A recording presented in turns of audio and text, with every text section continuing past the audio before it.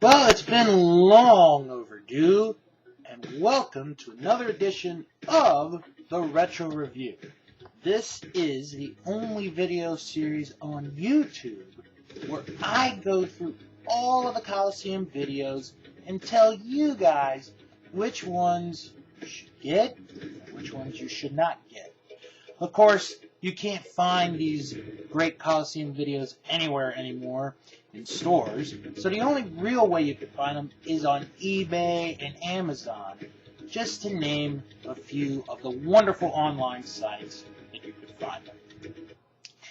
Before I go into what the video is today, I do have to explain why the long layoff between the last video and this particular video. This was going to be reviewed, this was going to be done in the summer. However, my basement became a mess. Long story short, leak in the ceiling, a lot of water, new lights, new carpet, and you can still see some of the stuff that has yet to be moved in and out. So that's why the long delay. Alright, so now that you guys know why there hasn't been a retro review in a long time, let's get into this edition of the retro review. And today it is another in the best of the WWF series. It is the best of the WWF Volume 12.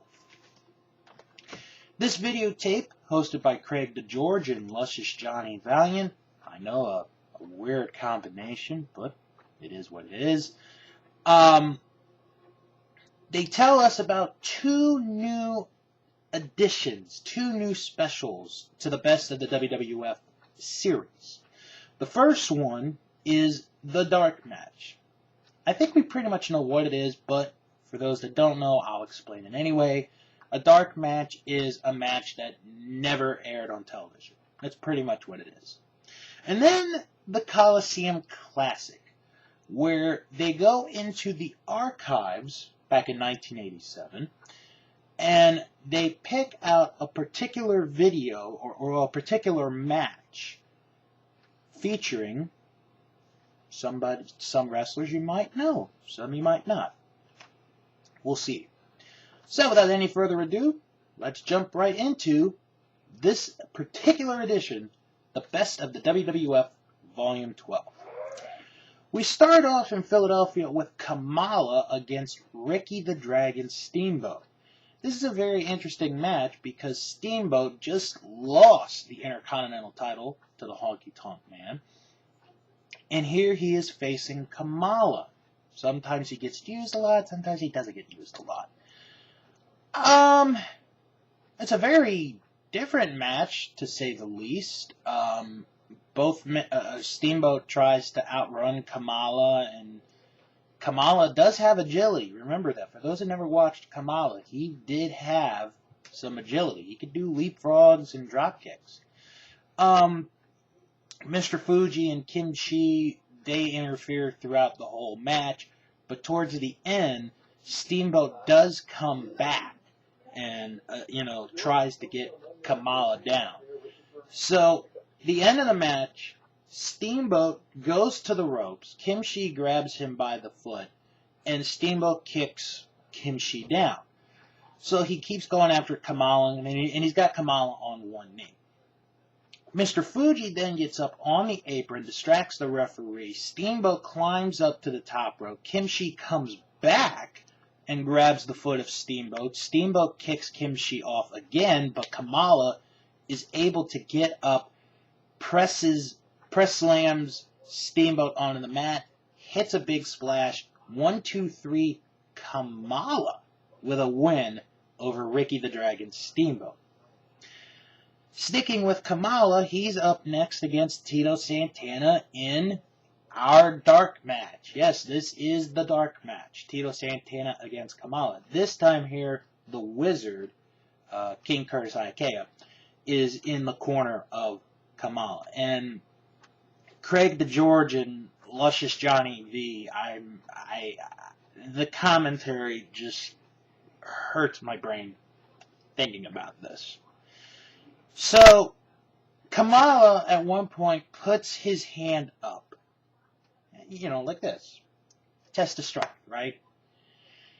Craig and Johnny go into this long, it felt like a skit. Oh, what's he putting his hand up for? The George is like, maybe he's putting his hand up to do a rain dance or something. Johnny Valiant's like, maybe he's giving signs with the third base to do punt for the Baltimore Orioles. I don't know. Oh my God. He's putting it up for a freaking just a... Anyway. Kamala does get the test of strength / third base sign for a bunt / rain dance / whatever on Tito Santana, and Kamala does use his power on Santana for a while. But Santana does come back and starts to take the big guy going. He's got the big guy, you know, he might have him down. Then we get to the end of the match where the Wizard distracts the referee. Santana's running to the ropes. Kimchi pulls the leg. Santana falls down. Kamala hits the big splash. 1, 2, 3. Kamala gets the win over Santana. After the match, Santana hit a drop kick that sends Kamala out to the floor, but too little, too late. Now we go to the Boston Garden for a very unique 6-man tag team match, as it is King Kong Bundy, Big John Studd, and Bobby Heenan, yes, Bobby Heenan in the trunks, facing the Machines, Big Machine, Super Machine, and Piper Machine. So, Roddy Piper, he fakes, you know, the whole time. He takes the mask and goes like, it's me, and then he pulls it down a lot. Excuse me. And it's a very interesting 6-man tag match because the Machines, you know, they've been a thorn in the side of Bundy and Studd and Heenan. If you've been watching the old reviews, I've mentioned this whole feud with the Heenan family and the Machines. It's a very interesting feud, to say the least. So here in this particular one, you get Piper Machine. And Piper comes in, he's cleaning house, he's going after Studd, Bundy, Heenan. And then they go after the leg of Piper. Studd and Bundy do. And because Piper still has that bad knee injury from when he got attacked by Orton and Adonis and Morocco. So, you know, they go to work on that, but Piper does eventually get the tag into Big Machine. And Big Machine, you know, he's going after, but he gets taken advantage of for a little bit. But then we get to the end of the match where Piper Machine is tagged back in. He and Studd are fighting, and then Piper just takes the mask off. He's just tired of wearing the mask. He throws it to Studd. He throws him lefts and rights, lefts and rights, lefts and rights. And he tries to send Studd to the corner, but Studd reverses it. Irish rips him into the corner, but Studd misses the splash. Piper then body slams Big John Studd, so there's another 15,000 gone. He goes for the pin. 1, 2. Bundy tries to stop it. Tries for an elbow drop, but hits Studd with the elbow. The other Machines come in. Heenan tries to make a save, but it's too little too late. The Machines get the win. After the match, Bundy and Studd are having an argument. Heenan is trying to break it up. Heenan takes Bundy to the side and tries to cool him down, and that's basically that. Then we go back. Craig DeGeorge talks to Johnny Valiant about his match that's about to air next with Brutus Beefcake, and Valiant doesn't really care. So, we've pretty much figured out Johnny Valiant against Brutus the Barber Beefcake is the next match. And with the exception of maybe about a 30-45 second period, this is all Brutus Beefcake in this match. He's just going to work on luscious Johnny Valiant, and he ends up putting him in the sleeper. He gets the win, and then he takes a little bit of hair, because by this point, Valiant's hair is well, it's still existent, but it's not as good as it used to be, and Beefcake gets the win. Now we go into our Coliseum Classic, and the focus on this one is Gorilla Monsoon. Because, for you young kids out there, Gorilla Monsoon, yes, he was a commentator, but he also was a wrestler. And we see him in a tag team match, himself and Pedro Morales against the Mongols. Here comes Mongols! So, this is a 2 out of 3 fall match for the International Tag Team titles. So we pick things up in the first fall, and the Mongols, towards the end of this first fall, they're double teaming Monsoon, and they get him out to the floor, and Monsoon comes back in. One of the Mongols climbs the top rope. He hits 2 stomps to the back of Monsoon. 1, 2, 3, the Mongols get the first fall. So now we go into fall number 2, and the Mongols just keep going on the Gorilla Monsoon. However, this time it's in the middle of the ring, and the referee has no other choice but to disqualify the Mongols. So Gorilla Monsoon and Pedro Morales, they get the second fall. The match is even at 1 fall apiece. And then we go to the third and deciding fall, and it's a very quick deciding fall because Monsoon, he's just pounding on one of the Mongols, tags Pedro Morales in. Morales hits a drop kick. 1, 2, 3. Gorilla Monsoon and Pedro Morales get the victory over the Mongols. Then we go into these next 2 matches, and this is referee bashing 101. No doubt about it. The first match is Mr. Wonderful Paul Orndorf against George the Animal Steele.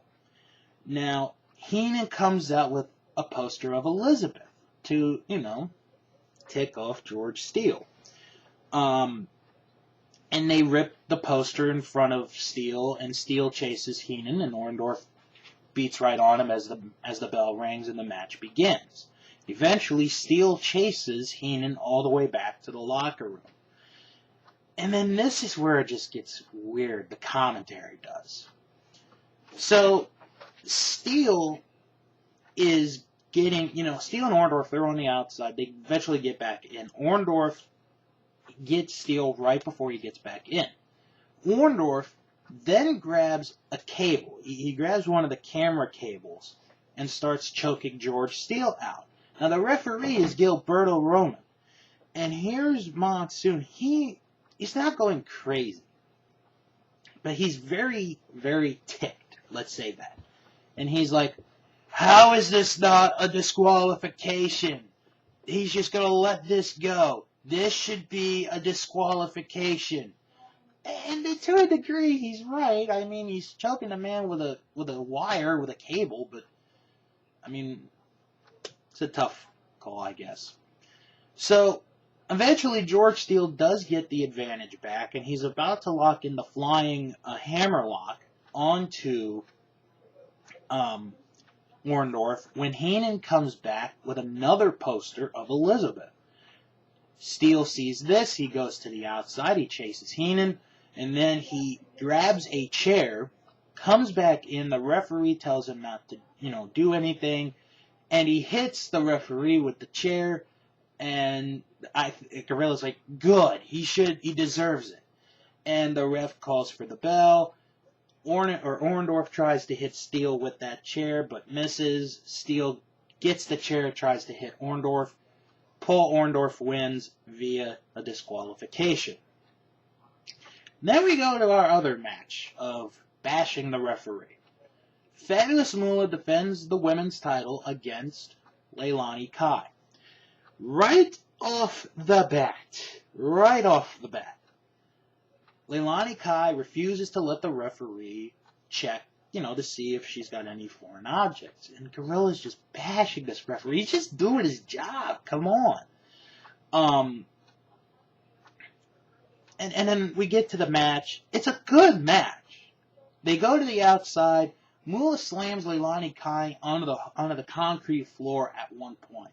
This is a good match because you're seeing the grittiness, the toughness of both women in here. And then we get to the end of the match. This is the part I got to focus on. I think if Gorilla Monsoon had more power in the World Wrestling Federation, he probably would have fired this referee. Moola is choking Leilani Kai.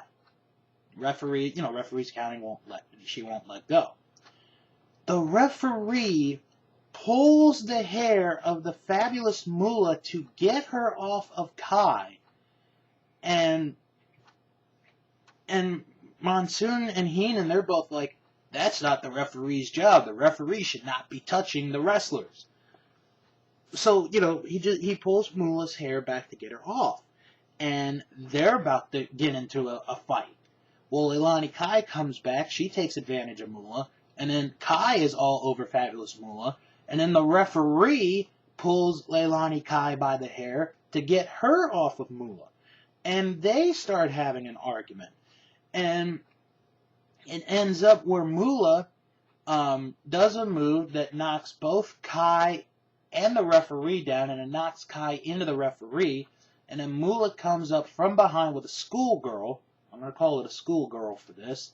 And the referee counts 3. Fabulous Moola retains the title. Then we get into this segment. They mention Craig DeGeorge and Johnny Valiant. They mention how Gorilla Monsoon's not the only one who has special talent. Here's a look at some other announcers. So we start with Howard Finkel and his terrible fashion looks of the 1970s. And then they go to the present, or at this present time, Howard Finkel can speak another language. It's just a video going backwards. That's really it. And then we go to Mean Gene Okerlund, and it's basically the training of him and Hulk Hogan for the tag match, which I reviewed a long time ago, which you all could check out in the archives. And then we go to the final match on this tape, and it comes right back to Kamala. And this time, Kamala is challenging Hulk Hogan for the World Wrestling Federation Championship. And this is a very unique match, because Kamala's got a shot at the title. How many times does Kamala really get a shot at the world title? But here, it starts off the old irresistible force meeting immovable object, and then Hogan gets distracted, and Kamala takes advantage. He even uses the tooth of the wizard to hit Hogan over the head. Hogan gets busted open, and Kamala gets advantage, in this match. And then he hits the big splash, and you're thinking, oh, we're going to get a new champion. 1, 2, Hogan kicks out, but it's not the usual Hogan goes crazy, he hulks up. It's a slower one. But Hogan does start to come back, and he eventually gets Kamala down, hits him with the slam, hits the leg drop, 1, 2, 3. Hulk Hogan wins and retains the title. And that is the best of the WWF Volume 12. This is just a strange video. Right from the beginning. This is a strange video. The length of the video is not even an hour and a half. It's barely an hour and 20 minutes. That's weird number 1. Weird number 2 is having to deal with Craig DeGeorge and Luscious Johnny Valiant on commentary, where it's 2 separate, versions of the team. The first version, the weirder one, is the Santana Kamala match. That's just a weird one. But yet, when you get to the Coliseum Classic, the Mongols against Monsoon and Morales, they're fine. Valiant's not barking like a dog, and it's just very weird. I like the fact that Kamala is one of the main focus points of this video, because Kamala does deserve some respect. He's an underrated big guy in the business. And you do have a mix here of a little bit of past storylines, the Machines and the Heenan family. Of course, Moola and Kai also. And then more of current ones. Like the run of Kamala at this time, and also Beefcake and Valiant. Beefcake was kicked to the curb.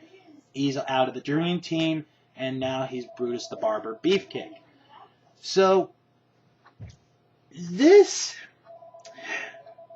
how can I describe this? This is a weird tape. It's not bad, but at times it's not good. I really don't know how else to describe it. This would have to be a video in the middle, I guess would be the best way to put it. It has its good moments, but it has some not so good moments. That would probably be the best way to describe this particular tape. The Best of the WWF, Volume 12. Well, I hope you guys enjoyed this edition of the Retro Review. Stay tuned for another review. It's going to be coming up sometime in the near future, and believe me, it will happen in the near future. Thank you guys for your patience. Thank you for understanding my situation. And come back for another edition of the Retro Review.